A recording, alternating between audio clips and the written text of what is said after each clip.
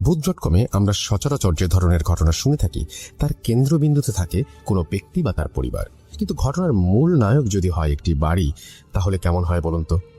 আজ শেয়ার করছি একটি বাড়ি এবং একে ঘিরে ঘটে যাওয়া বিভিন্ন ঘটনা। বলছিলাম দীপ্ত সিলেট থেকে 18 বছরের এই ছোট্ট জীবন অনেক কিছুর পরিবর্তন হতে দেখলেও আমার পাড়ার এক প্রান্তে থাকা একটা দোতলা বাড়ির কোনো পরিবর্তন হতে দেখেনি। ছোটবেলা থেকেই এই বাড়িটির প্রত্যেকটি জানালা খোলা দেখে আসছি। এই সুন্দর ছিমছাম অথচ ভয়ঙ্কর বাড়িতে কেউ থাকে না, এবং কেন থাকে না এটা ভেবে ছোটবেলায় বেশ অবাক হতাম। এই বাড়িটিকেই আজকে ঘটনার প্রোটাগনিস্ট বা অ্যান্টাগনিস্ট বলতে পারেন। আজকের ঘটনাটি কোনো নির্দিষ্ট ব্যক্তির কাছ থেকে শোনা নয়, আমার পাড়ার বেশ কয়েকজন সিনিয়র সিটিজেনের মুখ থেকে শুনেছি এই বাড়ি সম্পর্কে। এই ঘটনা অনেকের মুখ থেকে শুনেছি। এভাবে বাড়িটিকে ঘিরে ঘটা বেশ কিছু ঘটনা জোগাড় করে তা সংকলিত করে পাঠালাম। নিজের মতো করেই লিখলাম। ঘটনার পুরোটাই ঘটেছে আমার জন্মের আগে। শব্দ চয়ন ও বানানে কোনো ভুল থাকলে মার্জনা করবেন। যাই হোক, গৌরচন্দ্রিকা দীর্ঘায়িত না করে ঘটনায় যাওয়া যাক। 1999 সাল। আমাদের পাড়ায় এক মধ্যবয়স্ক দম্পতি পাড়ার এক কোনায় থাকা পরিত্যক্ত 6 শতক জমি কিনে সেখানে বাড়ি করে বসবাস শুরু করেন। তাদের ছিল একটি মেয়ে। নতুন বাড়িতে ওঠার পর 4-5 মাসের মধ্যেই তারা তাদের মেয়ের বিয়ের আয়োজন শুরু করেন। মেয়েটির বিয়ে হয়ে যায়, কিন্তু বিয়ের পর সেই মেয়েটি সুখে ছিল না। শ্বশুর শাশুড়ি ভালো মনের মানুষ হলেও স্বামী ছিল ভীষণ লোভী। সে বারবার টাকার জন্য মেয়েটিকে বাপের বাড়িতে পাঠাতো। পর্যাপ্ত টাকা পয়সা না নিয়ে আসলে মেয়েটিকে শারীরিক ও মানসিকভাবে নির্যাতন করত। একসময় অত্যাচার আর সহ্য করতে না পেরে মেয়েটি তার সমস্ত জিনিসপত্র নিয়ে বাধ্য হয়ে সেখান থেকে তার বাপের বাড়িতে চলে আসে। তার স্বামীও খবর পেয়ে সেখান থেকে গোপনে ওৎ পেতে থাকে এবং গভীর রাতে তার শ্বশুর শাশুড়ি ও স্ত্রীকে খুন করে। তারপর সে সমস্ত টাকা পয়সা ও সোনাদানা নিয়ে পালিয়ে যায়। কিছুদিন পর আশেপাশের বাড়ির লোকজন ওই বাড়ি থেকে খুব বাজে গন্ধ পাওয়ায় ওই বাড়ির ভেতরে প্রবেশ করে। বাবা মা ও মেয়ের গলিত লাশ আবিষ্কার করে।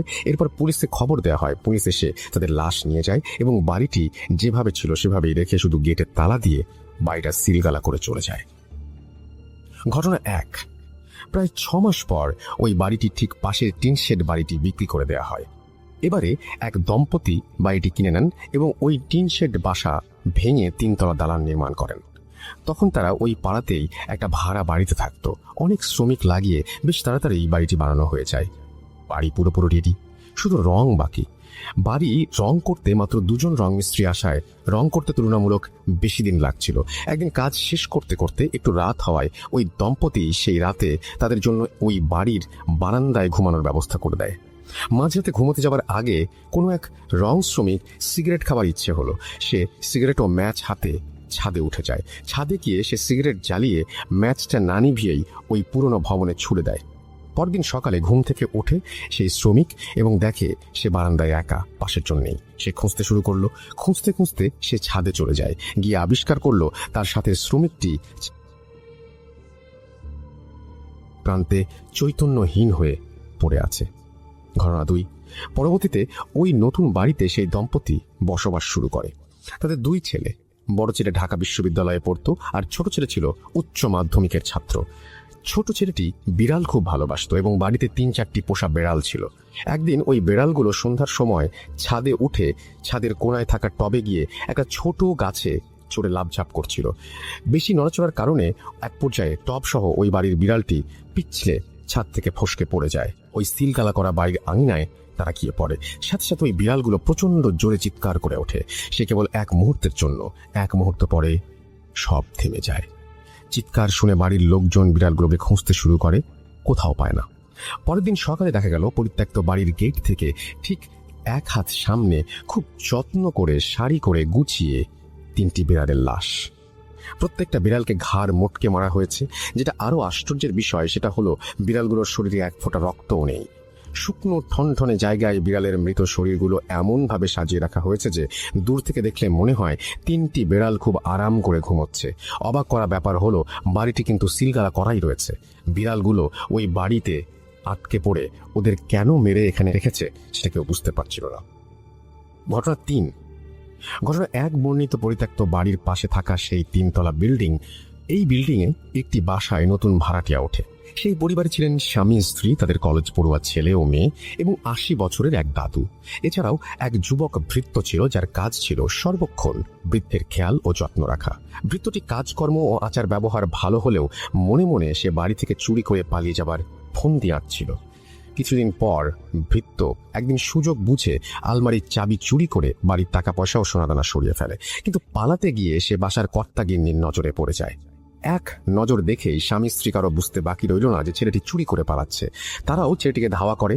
পালানোর পথ না পেয়ে চাকরটি শেষমেশ ছাদে উঠে যায় এবং সেখান থেকে লাফ দিয়ে ওই সিলগালা করা বাড়িটির আঙিনায় পড়ল এবং এক মুহূর্ত পরেই তীব্র স্বরে আর্তনাদ করে উঠল। পরদিন সকালে ওই পরিত্যক্ত বাড়ির গেটে ঠিক এক হাত সামনে পাড়ার লোকজন ভৃত্যটির মৃতদেহ আবিষ্কার করে, ঠিক সেই জায়গায় যেখানে বিড়ালগুলো পড়েছিল।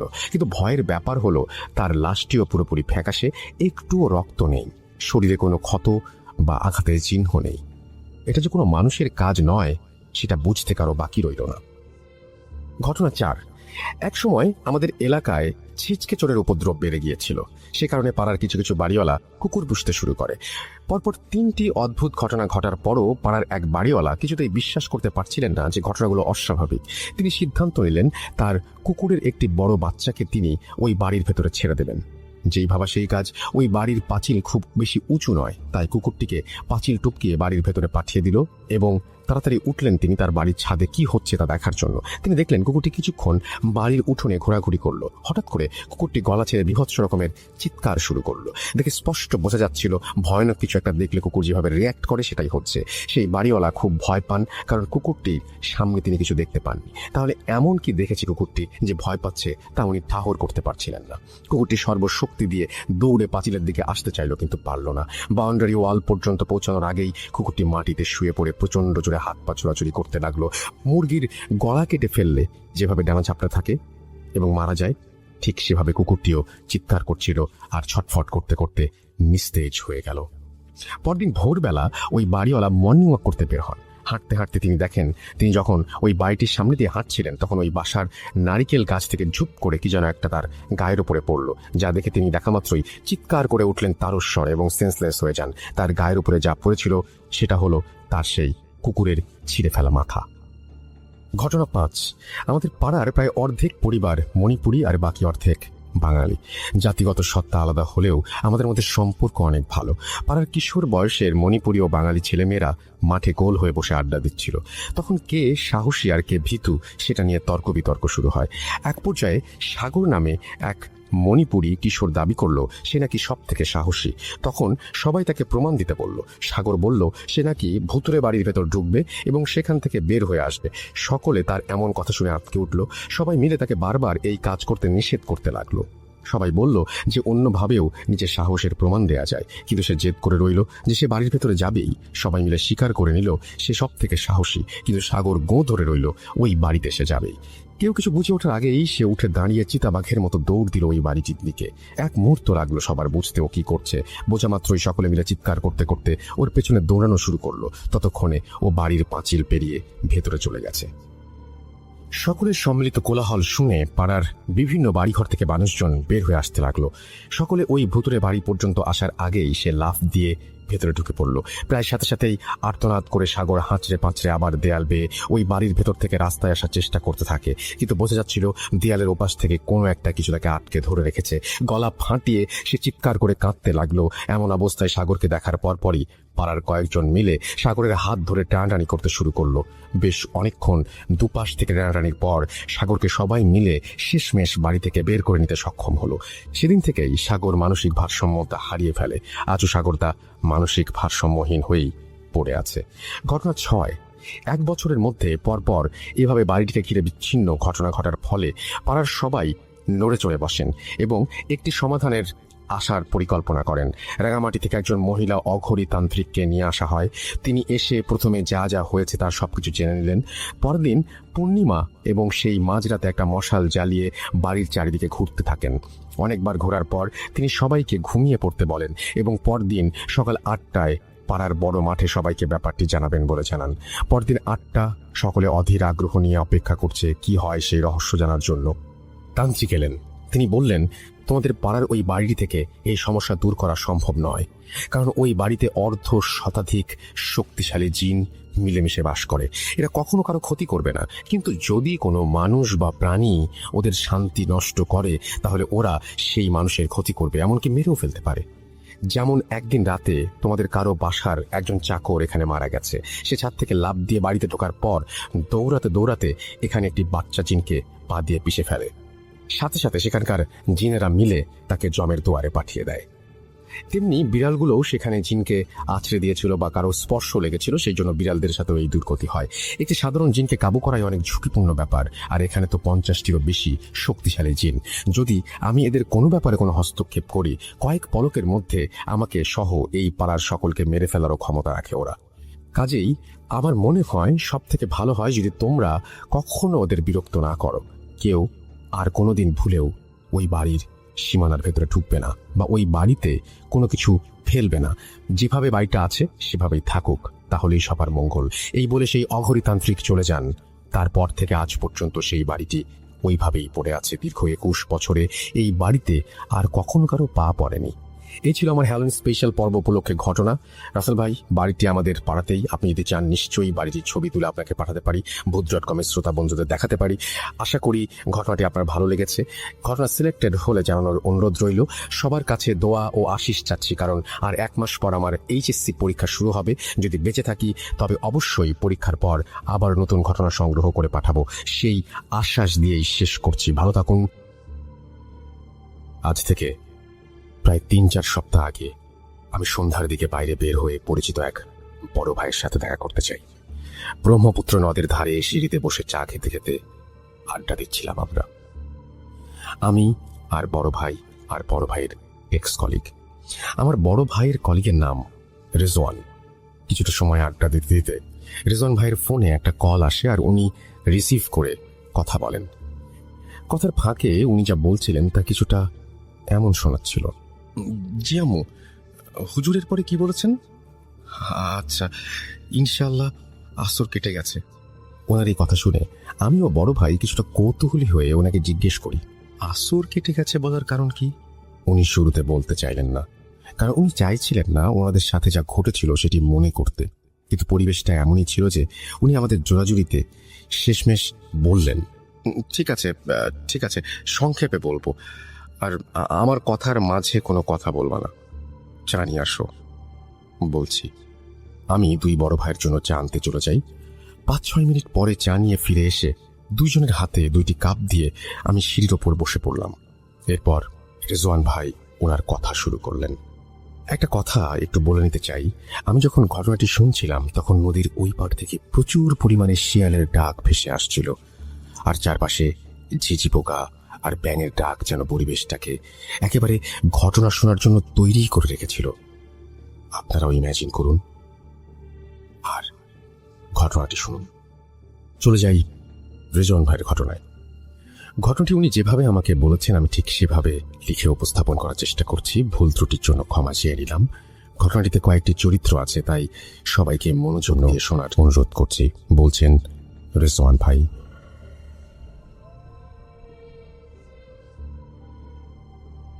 আমি তখন বরিশাল বিভাগের একটি কুরিয়ার সার্ভিসে কাজ করি। চাকরিটা ভালোই ছিল, কিন্তু একটা জিনিস খারাপ লাগতো যে রোজ একই ধরনের রুটিন। এভাবে আস্তে আস্তে আমিও আমার কলিগরা যেন হাঁপিয়ে উঠছিলাম। কিন্তু এই একঘেয়েমি কেটে যায় কোরবানি ঈদের ছুটিতে বাড়ি গিয়ে। এছাড়াও ঈদের 2 দিন পরে 6 জন মিলে একটি ট্যুরও দেই আমরা রিফ্রেশমেন্টের জন্য। ট্যুর থেকে ফিরে প্রায় 4 দিন আমি বাড়িতেই ছিলাম। 1 বছর 9 মাসের মতো হবে আমার বিয়ে হয়েছে, কিন্তু ওয়াইফের সাথে বেশি সময় স্পেন্ড করতে পারিনি দূরে চাকরি করার জন্য। যথারীতি ঈদের ছুটি শেষ হয়ে যায় আর আমিও আমার কলিগ সবাই আমাদের চাকরির স্থানে আবারও যোগদান করি। বলে রাখা ভালো যে আমি বরিশালে একটি মেসে থেকে চাকরি করতাম। মেসের একটি রুম আমি একাই নিয়ে নিয়েছিলাম আমার প্রাইভেসির জন্য। মেসের আর বাকিরা অবশ্য আমার কলিগের মাঝেই 2-3 জন ছিল। ওনারাও সিঙ্গেল রুম করেই থাকতেন, যেহেতু সবাই চাকরিজীবী। বাড়ি থেকে মেসে ফেরার পর কয়েকদিন কেটে যায়। এরপর একদিন মেসে আমার বাজারের ডেট পড়ে। আমার রুটিন মতো আমি বাজারের দিকে রওনা হলাম। বাজারে গিয়ে মাছ কিনতে গিয়ে এক বৃদ্ধ চাচার কাছে আমি দেখলাম মোটামুটি বড় সাইজের ইলিশ। ইলিশ মাছ দেখে মনে মনে ভাবলাম, এহে, কতদিন খাই না, দেখি যদি একটা নিতে পারি। এই ভেবে আমি চাচার দিকে এগিয়ে গিয়ে চাচাকে জিজ্ঞেস করলাম, কি চাচা, ইলিশ কত করে দিচ্ছেন? উত্তরে উনি বললেন, স্যার 200 টাকা কেজি। ওনার এই দাম চাওয়ার কথা শুনে আমি ভ্যাবাচাক খেয়ে যাই আর ভাবতে থাকি, কি বলে 500 টাকার উপরে দাম, আর উনি 200 টাকা চাচ্ছে। মনে হয় বোকা, একটু দামাদামি করি। এই বলে আমি চাচাকে বললাম, কি বলেন চাচা, 100 টাকা করে দিয়েন, দিলে কয়েক কেজি নিব, চলবে?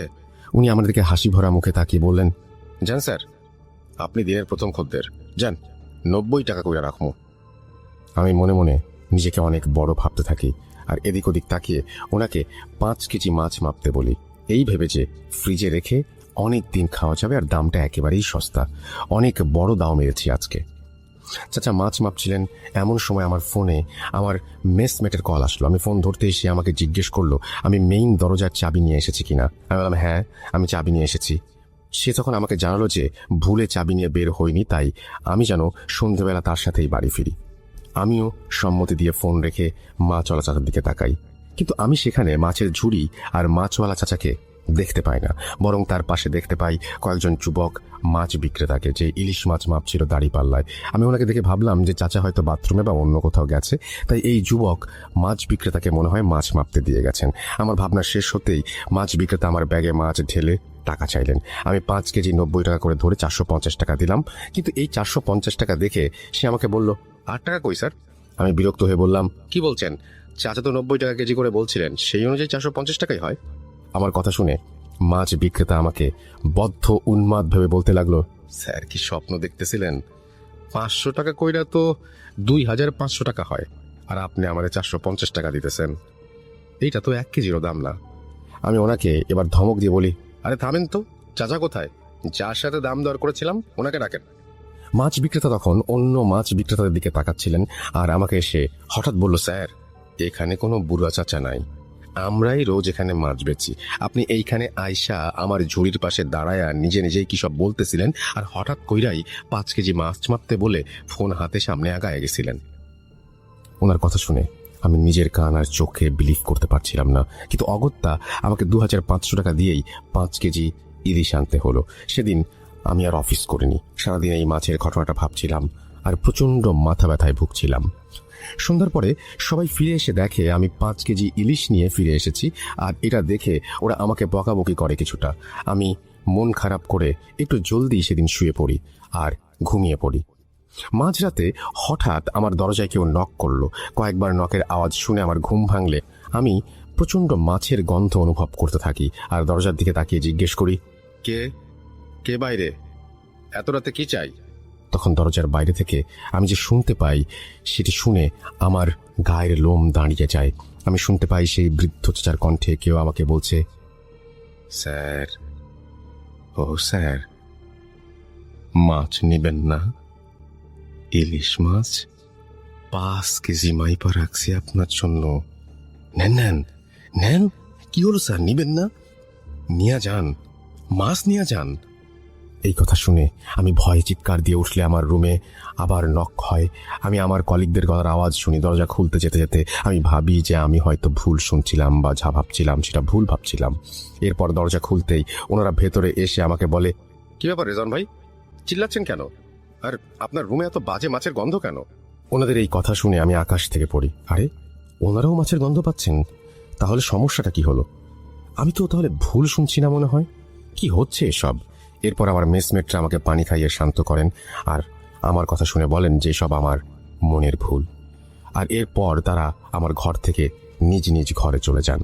আমিও বিষয়টাকে মনের ভুল ভেবে আবার ঘুমানোর চেষ্টা করি। যখন হালকা তন্দ্রাচ্ছন্ন হয়ে পড়ি, তখনই আমার রুমের চারপাশ থেকে ফিস ফিস প্রতিধ্বনি শুনতে পাই, মাছ মাছ, ইলিশ মাছ নেবেন না? নেবেন না স্যার? আপনাকে নিতেই হবে, দাম করেছেন, এখন না নিলে খারাপ হবে। মাছ নেবেন না স্যার, ইলিশ মাছ? এমন ভাবে শব্দটা হচ্ছিল যেন মনে হচ্ছিল আমি কোনো হরর মুভির থিয়েটারে, আর চারপাশ থেকে হরিফিক সব সাউন্ড ভেসে আসছে। আমি আবার ঘুমিয়ে পড়ি। রুমের লাইট জ্বালিয়ে ঘড়ির দিকে তাকিয়ে দেখি 3:15 বাজে। ঘুম থেকে উঠে ঘড়ি দেখার সাথে সাথেই আমি আবার বিছানায় পড়ে যাই। আমার চারপাশ ব্ল্যাক আউট হয়ে যায়, আর আমি দেখতে পাই যে আমার রুমে আমি বিছানায় বসে, আর আমার বারান্দার দরজার সামনে সেই মাছ বিক্রেতা দাঁড়িয়ে। সে আমাকে খুব কঠিন গলায় বলছে, স্যার, মাছ তো আপনাকে নিতেই হবে। যদি নেন আপনি বেঁচে যাবেন, আর না নিলে কেউ বাঁচবে না। আমি তাকে বললাম যে আমি মাছ নেব না। তখন সে আমাকে বলল, নিবি না? ঠিক আছে, এবার দেখ কি হয়, দেখে নিস তুই। এই কথা বলে সেই মাছ বিক্রেতা মনে হলো হাওয়ায় মিলিয়ে গেল। আর আমারও মাথায় কিছু ছিল না, আমি মনে হয় ঘুমিয়ে গিয়েছিলাম। আমি যখন ঘুম থেকে উঠি তখন দেখি আমার পাশে একজন মেসমেট বসে আছে, আর আমি চোখ খুলতেই সে আমাকে দেখে আলহামদুলিল্লাহ বলল। আমার বিছানার সামনের দেয়ালের অ্যানালগ ঘড়ি থাকায় আমি দেখলাম 5:50 বাজে, অর্থাৎ ভোর। কিন্তু আমার মেসমেট আমাকে যা বলল তাতে আমি নিজেকে আর ধরে রাখতে পারছিলাম না। আসলে সময়টা ছিল সন্ধ্যা 5:50, অর্থাৎ আমার জীবন থেকে 14টি ঘন্টা গায়েব হয়ে গেছে। আমার মেসমেটদের বক্তব্য ছিল যে আমি দুপুর অব্দি রুমের দরজা না খোলায় তারা বাড়িওয়ালার কাছ থেকে ডুপ্লিকেট চাবি এনে দরজা খুলে দেখে আমি মেঝেতে পড়ে আছি, আর আমার হাতে মাছের আঁশ লেগে আছে। এরপর থেকে তারা আমাকে বিছানায় উঠিয়ে আমার হাত পরিষ্কার করে রান্নাঘরে খাবার রান্না করতে গেলে দেখে ফ্রিজ থেকে ইলিশ মাছ বের হয়ে মেঝেতে পড়ে আছে, আর একটা মাছের গায়ে কোনো আঁশ ছিল না। এই দেখে তারা কিছুটা অবাক হয়, আর আমার হাতে মাছের আঁশ দেখে রান্নাঘরে আঁশবিহীন মাছ এসব তারা মিলানোর চেষ্টা করে, কিন্তু মিলাতে পারেনি। এর মাঝে আমি কিছুটা মানসিকভাবে স্ট্রেসড হয়ে যেতে শুরু করি, কারণ হঠাৎ এই জিনিসগুলো আমার কাছে খুব আনইউজুয়াল লাগছিল। আর আগেও কখনো আমার সাথে এমন কিছু হয়নি। ভয়ও পাচ্ছিলাম, মানসিক আঘাতও পাচ্ছিলাম একই সাথে। এরপর সন্ধেবেলা আমার মোবাইল একটা ফোন আসে। ফোনটি ছিল আমার আম্মুর। ফোন ধরতেই আম্মু বলেন যে আমি খুব জলদি যেন বাড়ি ফিরে আসি। আমি কারণ জিজ্ঞেস করলে আমার আম্মু আমাকে কিছুই বলে না, ফোন কেটে দেয়। আমি বাড়ি যাবার জন্য বাসের টিকিট কাটতে যাই, কিন্তু সেদিন টিকিট না পেয়ে পরের দিন রাতে বাসের টিকিট কেটে নেই। অফিসের বসকে অনেক কষ্টে ছুটি দেওয়ার কথা রাজি করিয়ে বাড়ি ফিরে এলাম। বাড়ি ফিরে এসে যে সকল দৃশ্য দেখি তা কল্পনার বাইরে। আমার স্ত্রী মায়েশা, সে অসুস্থ, তার চোখের নিচে কালি পড়ে গেছে, হাত পা শুকিয়ে গেছে। আমি আম্মুকে জিজ্ঞেস করলে আম্মু আমাকে যা বললেন তা ওনার ভাষাতেই বলছি।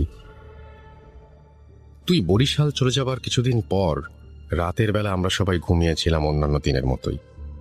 শেষ রাতের দিকে খুব জোরে চিৎকারের আওয়াজ পাই আমরা। শুরুতেই বউয়ের ঘরে গিয়ে দেখি বউ নেই। এরপর সারা বাসা খুঁজে শেষমেশ ছাদে গিয়ে তাকে অজ্ঞান অবস্থায় পাওয়া যায়।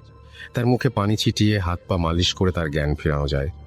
কিন্তু জ্ঞান ফিরতেই সে সবার আগে যে কথাগুলো বলে সেগুলো হলো, মাছ, মাছ, মাছ খাবো। ওকে বল আমার জন্য ইলিশ মাছ আনতে। ও আমাকে মাছ দিয়েছে, ও কেন নেয়নি মা, কেন? এসব বলে তোমার বউ বাচ্চাদের মতো কাঁদতে থাকে। তাকে শান্ত করে ঘরে নিয়ে ঘুম পাড়িয়ে দিই আমি। কিন্তু সকালে ঘুম থেকে উঠলে ওকে জিজ্ঞেস করি ও কেন রাতে ছাদে গিয়েছিল। কিন্তু মায়েশা একেবারে অবাক হয়ে বলে, কি বলছেন মা, আমি রাতে সেই যে বিছানায় ঘুমিয়েছিলাম, এই কেবলই উঠলাম। এই কথা শুনে আমি মায়েশাকে আর কিছু বলি না। এর পরের দিন সন্ধ্যা হতেই মায়েশা ছাদে চলে যায়। শুরুতে ভেবেছিলাম যে তোমার সাথে রোজ বিকেল সন্ধ্যায় ছাদে যাওয়ার অভ্যাস ছিল, কিন্তু তোমাকে মিস করে তাই হয়তো ছাদে যায়। কিন্তু সন্ধ্যায় ছাদে যাওয়া আমার পছন্দ ছিল না। ভেবেছিলাম 2-1 দিন পর ও নিজেই যাওয়া বন্ধ করে দেবে, কিন্তু না, ওর ছাদে যাওয়া সময় কাটানো আরো বাড়তে লাগলো। ওর শারীরিক পরিবর্তন হচ্ছিল, ও শুকিয়ে যাচ্ছিল, সারা রাত দিন ঘুমালেও চোখের নিচে কালি পড়ছিল। গত পরশু সন্ধ্যায় মায়েশা ছাদে যাচ্ছিল, তখন আমি ওকে ছাদে যাওয়ার জন্য আটকালে মায়েশা আমাকে হাতের ইশারায় আমার কান ওর মুখের কাছে নিয়ে আসে। ও ফিসফিস করে বলতে লাগলো, না না না না, এই ভুল করিস না বুড়ি, কবর দেখবি, যেতে দে না, দে না, আমি একবার ওকে দেখবো বুড়ি, যেতে দে আমায়। এই কথা বলে মায়েশা সেদিনের মতো আবার বাচ্চাদের মতো কাঁদতে লাগলো। এরপর সে ছাদে চলে যায়। রাতের বেলা ঘরে ফিরে মায়েশা তোমার বোনের ঘরে যায়। তোমার বোন তখন তার রুমে টেবিলে বসে পড়ছিল। মায়েশা তোমার বোনের চেয়ারের পেছনে দাঁড়িয়ে তোমার বোনের কাছে মুখ নিয়ে অত্যন্ত আস্তে আস্তে বলে, বুড়িটাকে মেরে ফেল, ও আমাকে ছাদে যেতে দিতে চায় না, বুড়িটার কবর খুঁড়ে রেখেছি, মেরে ফেল। এই কথা শুনে তোমার বোন মায়েশার দিকে তাকিয়ে চিৎকার দেয়, আর তার রুমে গিয়ে দেখি মায়েশা তোমার বোনের গলা টিপে দাঁড়িয়ে আছে আর চিৎকার করে বলছে, কেন কথা শুনিস না তোরা কেউ? বুড়িটাও শোনে না, তুইও না, 1, 2, 2টা কবর হয়ে গেছে, দেখবি দেখবি। এসব বলতে বলতে মাইশা নিজেই অজ্ঞান হয়ে যায়। এরপর আমরা তাকে বিছানায় শুইয়ে দিই আর তোমার বোনকে জিজ্ঞেস করি কেন মাইশা তার গলা টিপে ধরেছিল। তোমার বোন তখন আমাদের জানায় যে মাইশা তাকে যে বলেছিল, মাইশার দিকে যখন তাকিয়েছিল তখন মাইশার চেহারায় নাকি অদ্ভুত শয়তানির ছাপ ছিল, তাই সে ভয়ে চিৎকার দিয়েছিল। একটু পরে মাইশার জ্ঞান ফিরলে সে উঠে বসে, তোমার বাবাকে আর তোমার বোনকে একসাথে কাছে ডাকে আর আমাদের কানের কাছে মুখ নিয়ে এসে ফিসফিস করে বলতে থাকে, মাছ এসেছে, মাছ, আমার নদীতে মাছ এসেছে, আমি মাছ শিকার করব, মাছকে ডাক বুড়ি ডাক। এসব বলা শেষ হলে সে চিৎকার দিয়ে ওঠে, জ্ঞান হারায় আর তোমাকে ফোন করি।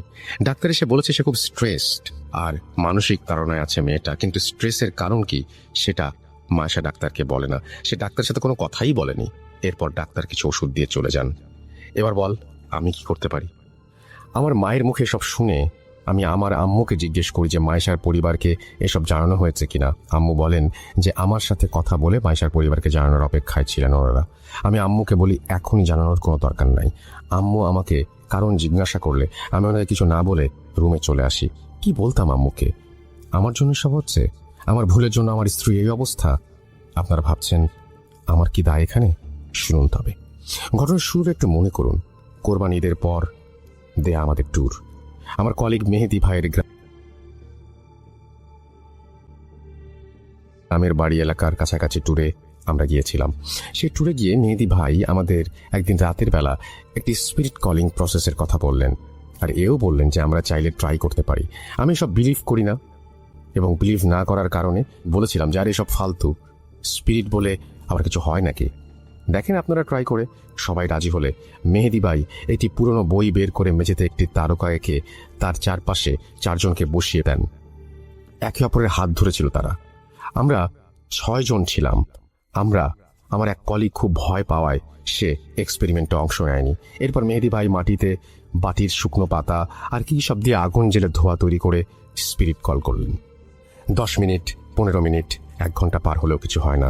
আর জিনিসটাকে ফেক ভেবে আমি আমার 2 হাত ছেড়ে উঠে পড়তেই মেহেদি ভাই আমাকে ধমক দিয়ে বলেন, রেজওয়ান তুমি নিয়ম ভাঙবে না, নিয়ম ভাঙলে ক্ষতি হবে, বসে যা, আয়। ওনার এই কথা শুনে আমি তাচ্ছিল্যের হাসি দিয়ে রুম থেকে বেরিয়ে যাই এবং বারান্দায় বসে সিগারেট খেতে লাগলাম। এরপর আমাদের মাঝে কথাবার্তা তেমন হয়নি আর আমরাও এই বিষয়টা ভুলেই গিয়েছিলাম। কিন্তু এবার আমার মাথায় আসলো এই ট্যুরের কিছুদিন আগে আমার সাথে মাছ নিয়ে এই ঘটনার কথা আর আমার ওয়াইফের সাথে সেম মাছ নিয়ে ঘটনা। তাহলে অবশ্যই সেই এক্সপেরিমেন্টের কারণে কোনো খারাপ কিছু আমার পিছু নিয়েছে যা আমার ওয়াইফের ক্ষতি করতে যাচ্ছে। আমি আমার মা বাবাকে এসব কি করে বলতাম আপনারাই বলুন। এর পরের দিন আমি এলাকার মসজিদের ইমাম সাহেবের কাছে গিয়ে সব ঘটনা খুলে বলি। উনি আমাকে বকাচকা করেন আর বলেন যে এসব হারাম কাজ করে বিপদ ডেকে আনলে উনি সাহায্য করবেন না। এরপর উনি আমাকে আরেকজন হুজুরের একটি ঠিকানা দিয়ে সেখানে যেতে বলেন। আমি সেদিনই সেই হুজুরের কাছে যাই আর দেখা করে সব জানাই। উনি সন্ধ্যায় আমাকে নিয়ে আসন করবেন বলে জানান। মাগরিবের আজান হলো। আমি আর হুজুর একসাথে নামাজ পড়ে ওনার ঘরে গিয়ে আসনে বসলাম। হুজুর আমার 2 হাত ধরে দোয়া পড়ছিলেন আর ফু দিচ্ছিলেন। এক পর্যায়ে হঠাৎ আমার হাত ছেড়ে দিয়ে উনি বললেন, রেজওয়ান ভাই আপনি যা ভাবছেন সেটা একেবারে 100% ভুল। সেদিন ওই এক্সপেরিমেন্টে কোনো জিন হাজির হয়নি আর আপনার সাথে যা হয়েছে তা কিছুই ওই এক্সপেরিমেন্টের ফল না। হুজুরের মুখে সব শুনে আমি ওনাকে জিজ্ঞেস করি তাহলে আসল সমস্যা কি? আমার কথা শুনে হুজুর বলেন, আমার বাসায় না গেলে উনি বুঝতে পারবেন না আর আমার বাসায় যাবার আগে কিছু প্রস্তুতি আছে ওনার, যা ওনার করতে 3-4 দিন সময় চাই। এরপর ওনাকে সময় দিয়ে ওনার ফোন নাম্বার নিয়ে বাড়ি ফিরে আসি আর আম্মু আব্বুকে বলি মায়েশার ফ্যামিলির সাথে যোগাযোগ করতে। আমার আম্মু আব্বু মায়েশার পরিবারের সাথে যোগাযোগ করতেই সেখান থেকে উঠে আসে আরও এক চাঞ্চল্যকর তথ্য। কি সেই তথ্য? শুনুন মায়েশার মায়ের ভাষায়। আপনাদের কাছে ক্ষমা চাচ্ছি, আমি আর মায়েশার বাবা। আমাদের মেয়ের বয়স যখন 10 বছর ছিল তখন তার একটি মানসিক রোগ দেখা দেয়। সে নিজে নিজে কথা বলতো, লেখাপড়া করতো না, আমাদের সবাইকে মারবে বলে চড়াও হয়ে যেত। অনেক হুজুর কবিরাজ তদবির করেছি আমার মেয়ের, কিন্তু সে ভালো হচ্ছিল না। অবশেষে একজন মনোরোগ বিশেষজ্ঞকে দেখানো হলে সে বলে এই রোগটা খুবই রেয়ার কেস, লাখ মানুষের মাঝে একজনের হয়। নিজেকে ভুলে গিয়ে অন্যের মতো আচরণ করা, ভায়োলেন্স আর এরপর সব ভুলে যাওয়া। এই রোগের চিকিৎসা মেডিটেশন আর নিয়মের মাঝে চললে ঠিক হয়ে যাবে বলে ডাক্তার আমাদের বলেন। 3-4 মাস আমার মেয়ের চিকিৎসা হয়, আস্তে আস্তে সে ভালো হয়। ডাক্তার আমাদের বললেন আমার মেয়ে খুব একা ফিল করে, সবার মাঝে থেকেও ওকে এই একাকিত্বের ফিলিংসটা আর যেন ছুতে না পারে। এমনিতে আর কোনো সমস্যা হবে না বলেন ডাক্তার। দেখতে দেখতে আমার মেয়েকে ডাক্তার সুস্থ করে তোলেন। কিন্তু দেখেন এবার কি হলো, জামাই বরিশাল চলে যাবার পর আমার মেয়েটা আবার একা হয়ে গিয়েছিল, আর সেই জন্যই এই সমস্যা ফিরে এসেছে। এসব বলতে বলতে আমার শাশুড়ি কান্নায় ভেঙে পড়েন। ওনাকে আর কোনো কিছু না বলে, কোনো সান্ত্বনাও না দিয়ে রাগে আমি আমার আম্মুর হাত থেকে ফোন নিয়ে লাইন কেটে দেই। আমি আমার রুমে চলে আসি আর ভাবতে থাকি, এটা তাহলে মাইশার মানসিক সমস্যা, ভালো কোনো ডাক্তার দেখাবো, তাহলে কি ঠিক হয়ে যাবে? এরপর আমি সেই হুজুরকে কল করে আসতে মানা করে দেই আর তাকে জানাই যে মাইশার সমস্যাটা মানসিক, আর ওর বাবা জানিয়েছেন যে মাইশার মানসিক সমস্যার হিস্ট্রি আছে। আমরা মাইশাকে ডাক্তার দেখাই, আর ডাক্তারের করা কিছু মেডিসিন আর মেডিটেশন মাইশা আস্তে আস্তে কিছুটা সুস্থ হতে থাকে। ডাক্তারের কাছে গিয়ে আমরা আরও একটি তথ্য পাই যে মাইশা কয়েক মাসের প্রেগন্যান্ট। আমার ডাক্তারের ভাষ্যমতে প্রেগন্যান্সির এই ধরনের সমস্যা হওয়া একেবারেই অ্যাবনর্মাল নয়। একদিকে সীমাহীন খুশি, আর একদিকে রিলিফ যে যা হচ্ছে বা হয়েছে তা বলতে গেলে নর্মাল বিষয়। আর সবাই মাইশার খেয়াল রাখতে শুরু করি। আমি রোজ সন্ধ্যায় মাইশাকে নিয়ে ছাদে গল্প করি, যত্ন নেই, নিয়ম করে খাওয়ানো, মেডিসিন দেয়া, সবকিছু খেয়াল রাখতাম আমরা সবাই। আস্তে আস্তে আমার যাবার সময় চলে এলো আর আমি বরিশাল চলে এলাম। মেসে ফিরে 1 সপ্তাহ পার হয়ে গেল, কোনো সমস্যা নেই। হঠাৎ একদিন রাতের বেলা ঘুমের মাঝে আমি কানের কাছে আওয়াজ শুনছিলাম, যা, চলে যা, জীবন থেকে চলে যা। আমি এটা শুনে বিছানা থেকে লাফ দিয়ে উঠতেই আমার রুমের দরজায় নক করার আওয়াজ পাই এবং সেই মাছ বিক্রেতার গলা শুনতে পাই, স্যার মাছ নিবেন? ইলিশ মাছ মাত্র 90 টাকা, নিয়ে নেন। এই কথা শুনে আমি চিৎকার করে উঠি, তুই আর তোর মাছ জাহান্নামে যা, আমাকে বিরক্ত করিস না, চলে যা, আমাকে আমার মতো মাছতে দে। এরপর সে প্রত্যুত্তরে আমাকে বলে, ফিরিয়ে দিলেন স্যার, আমার জীবিত মাছ আপনার পথ ছায়া মরছে, এইবার আপনি কবর দেখেন। এই কথা বলে সে করুণ সুরে কাঁদতে লাগলো। ওনার এই কথা শেষ হতেই আমার হুঁশ ফিরে মোবাইলের রিংটোনে। বিছানা থেকে উঠে আমি দেখি যে ঘেমে একাকার হয়ে গেছি। আমি আল্লাহর কাছে শুকরিয়া আদায় করি যে এতক্ষণ যা হচ্ছিল তা বোধহয় স্বপ্ন ছিল। এই ভাবতে ভাবতে আমি মোবাইল হাতে নিয়ে দেখি আব্বুর ফোনটাতে আব্বু কান্না স্বরে আমাকে বলে, বাবা রেজওয়ান, যত তাড়াতাড়ি পারো চলে আসো, তোমার বাচ্চা আর নাই। এই কথা শুনে আমার হাত থেকে ফোন পড়ে যায়, আমার পায়ের নিচে মাটি সরে যায়। আমি এই মাত্র স্বপ্নে দেখলাম আমাকে কবর দেখানো হবে, আর আমার বাচ্চা এই দুনিয়াতে নেই। কিভাবে কি হলো জানার জন্য আমি বাড়ির উদ্দেশ্যে রওনা দিলাম।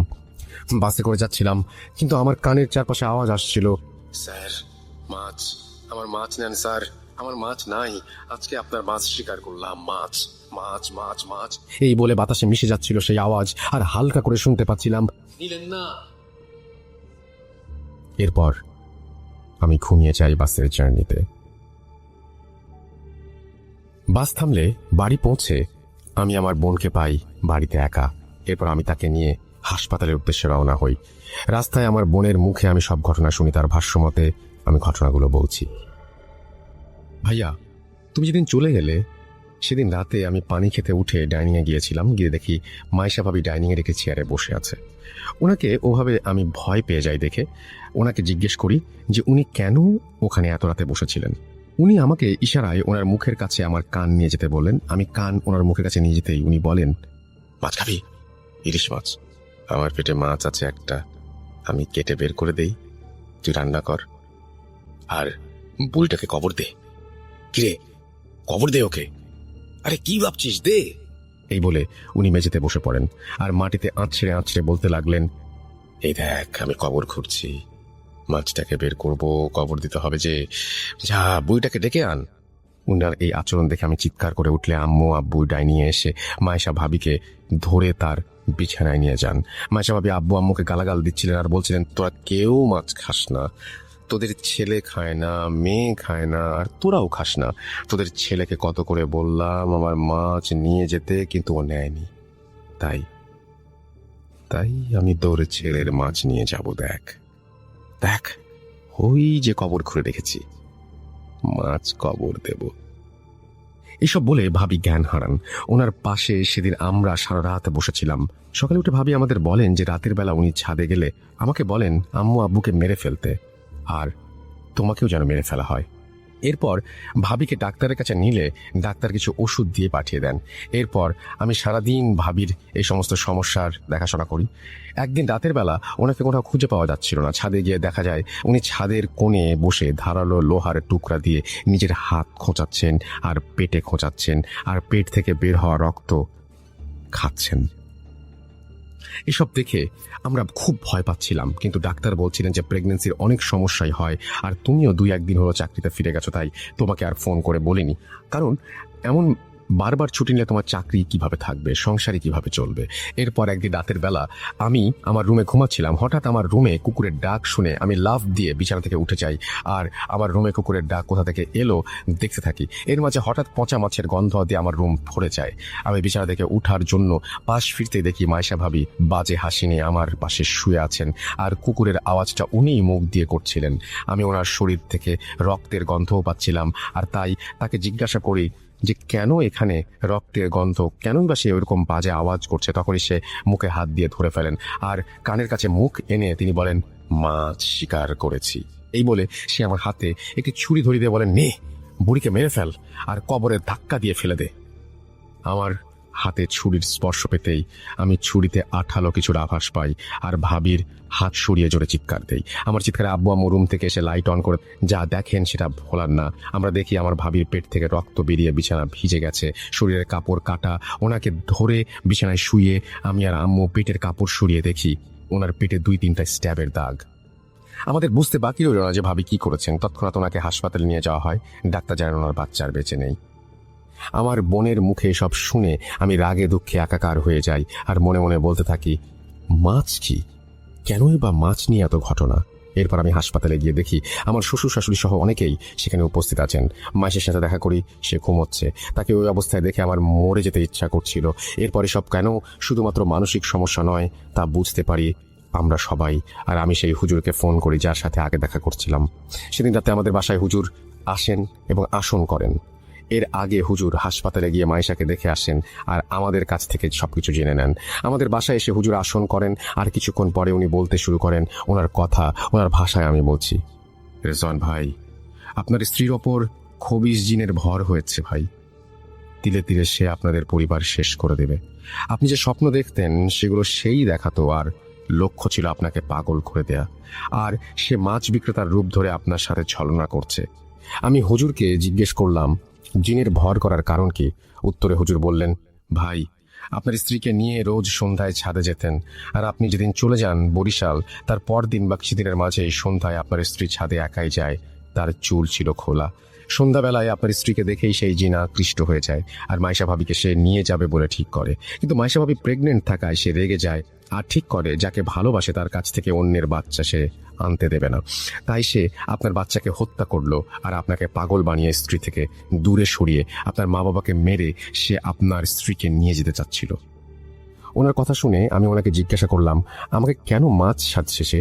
হুজুর বললেন, ওই মাছের মাধ্যমে জিন আপনাকে বশ করে পাগল বানাতে চাইছিল, কিন্তু আপনি সেই মাছ না নেয়ায় সে আপনাকে ধোঁকা দেয়, এই বলে যে আপনার মাছ মারবে। আসলে আপনার মাছ হচ্ছে আপনার সন্তান, যাকে ইতোমধ্যে সে মেরে ফেলেছে। এরপর এই সমস্যার পরিত্রাণ চাইলে হুজুর আমাদের বলেন যে এর একমাত্র সমাধান হচ্ছে রুকাইয়া। আমরা যারা মুসলমান আছি, যারা সবাই জানি যে রুকাইয়া জিনিসটা আসলে কি, যারা জানেন না তাদের জন্য বলছি, রুকাইয়া হচ্ছে মুসলিম এক্সোসিজম বা জিন ছাড়ানোর প্রসেস। ঘটনায় ফিরি, যেহেতু মাইশা অসুস্থ ছিল তাই হুজুর আমাদের বলেন 15 দিন পর মাইশার রুকাইয়া হবে, আর এই 15 দিন মাইশাকে চোখে চোখে রাখতে হবে। হুজুরকে তাবিজ আমাদের দিয়ে বলেন যে মাইশা যতদিন হাসপাতালে থাকবে ততদিন যেন এই তাবিজ ওর কাছে থাকে, আর উনি আমাদের বাসা বন্ধ করে দিয়ে যান যেন মাইশা বাসায় আসলে আপাতত 15 দিন বাসায় কোনো সমস্যা না হয়। এরপর মাইশা বাসায় ফিরে এলে 15 দিন পর এক শুক্রবারের সন্ধ্যায় হুজুর 4 জন হুজুরকে নিয়ে মাইশার রুকাইয়া করার জন্য আমাদের বাসায় আসেন। মাইশাকে বোরখা পরিয়ে আমি আমার আম্মু আর আব্বু আর বোন মিলে আমার ঘরে নিয়ে আসি আর ওনাকে বিছানায় বসাই। হুজুর একটা ইসলামিক বই বের করলেন আর লাইট অফ করে কয়েকটা মোমবাতি জ্বালিয়ে আমাদের বললেন, যাই হয়ে যাক ভাবিকে ছাড়বেন না। মায়া করবে, কান্নাকাটি করবে, ভয় দেখাবে, আঘাত করবে, কিন্তু আপনারা দুর্বল হবেন না। এরপর হুজুর বাকি চারজন হুজুরকে বললেন মোমবাতি নিয়ে রুমের চার কোনায় গিয়ে দাঁড়াতে। এরপর সবাই সবার হাতে থাকা বই খুলে দোয়া আর সূরা পড়তে শুরু করলেন। আমি আর আমার আব্বু সহ আমার বোন মাইশাকে ধরে রেখেছিলাম। দোয়া পড়ার সাথে সাথে মাইশার শরীর ভিজে যাচ্ছিল ঘামে, আর মাইশা মুখ দিয়ে এমন শব্দ করছিল যেন সে নিঃশ্বাস নিতে পারছে না।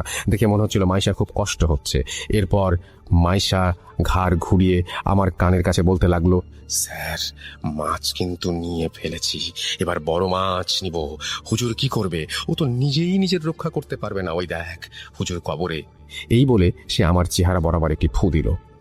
আমি বেহুশের মতো হয়ে গিয়েছিলাম আর দেখতে পেয়েছিলাম এক জঙ্গলে পড়ে আছি, আর আমার সামনে একটি কবর খোঁড়া, কবরে একটি লাশ যার মুখের দিকে কাফন খোলা। লাশটি ছিল সেই হুজুরের। এই দেখে আমি চিৎকার করে উঠি আর আমার মনে হতে লাগলো আমার ওপর বৃষ্টি পড়ছে। হঠাৎ আমার হুঁশ ফিরে এলো। আমি দেখলাম হুজুর আমার হাত ধরে ঝাঁকি দিয়ে বলছেন, ভাই বলেছিলাম না ধোকা দিবে, শক্ত হন। এরপর হুজুর আবার দোয়া পড়তে লাগলেন। আমি চোখ বন্ধ করে মাইশাকে ধরেছিলাম। কিছুক্ষণ পর আমার কানে সেই বৃদ্ধ মা চলার আওয়াজ শুনতে পাই, যাচ্ছি, আমি চলে যাচ্ছি, কিন্তু তোর সন্তানকে সাথে নিয়ে যাচ্ছি। ছেলের লাশ দেখ, চোখ খোল, আরে চোখ খোল, মাছ তো নিলি না, ছেলেকে বিলিয়ে দিলি, কেন মাছ নিলি না? আমি মাইশার মুখে এসব শুনে চোখ খুলিনি, আর মাইশা আস্তে আস্তে নিস্তেজ হয়ে গেল। রুমের চারপাশ থেকে উচ্চ স্বরে শুনতে পেলাম, আলহামদুলিল্লাহ, আল্লাহু আকবার। এরপর হুজুর আমাকে চোখ খুলতে বলেন। চোখ খুলতেই আমার আম্মুকে দেখলাম রুমে লাইট অন করতে, আর আমার বোন পানি এনে মাইশার মুখে ছিটিয়ে দিল। আমি আর আম্মু মাইশার হাত মালিশ করতে লাগলাম। একটু পর ওর জ্ঞান ফিরে এলো। ও বলল, রেজওয়ান, কি হলো আমার? আমার মনে হচ্ছে আমার ভেতর থেকে কেন জানি ভারী একটা বোঝা চলে গেছে। কি হয়েছে বলো তো? মাইশার কথা শুনে হুজুর মুচকি এসে বললেন, সবই আল্লাহর ইচ্ছা, আপনি ভালো হয়ে গেছেন। আপনি নিশ্চয়ই জানেন আপনার সাথে কি হয়েছে। যাই হোক, আল্লাহর রহমতে আর কিছু হবে না ইনশাল্লাহ। আপনাকে একটা তাবিজ দিচ্ছি, 7 দিন পর খুলে ফেলবেন, আর কখনোই সন্ধ্যার পর ছাদে যাবেন না। এই বলে তাবিজটা দিয়ে হুজুর চলে যান।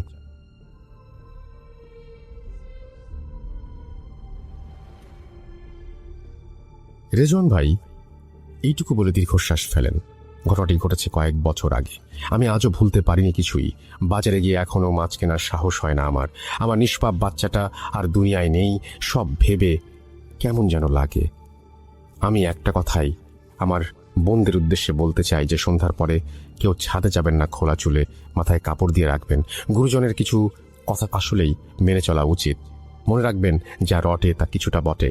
আর একটা কথা, একটা ভুল যে কারো জীবন ছারখার করে দিতে পারে।